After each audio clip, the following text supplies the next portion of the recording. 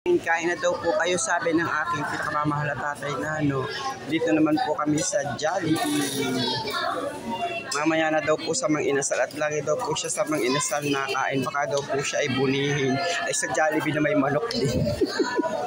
Inyo ha, 90 years old ng aking pinakamamahal na tatay Nano.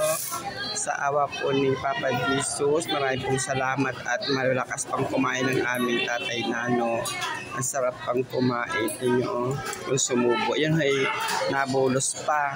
Hinahanap ang nagde-deliver ng kanin. Bakit doon hindi nagdadala ulit ng kanin? Maraming salamat Papa Jesus sa pagsubaybay sa aming pinakamamahal ng tatay Nano at nakakasama pa namin sila sa pagkain kahit medyo matanda na. Ayan, tingin sarap ng muyaotin nyo kahit ang kakaunti ang ngipin. Tatay, hi kusi tatay, kusi, tatay, tatay Nana, tatay, bye kusi, tatay, gani kayo. Ayan, tinyo, nag-ahay pa sa inyo daw lahat. I love you all, God bless. So, kain na kayo.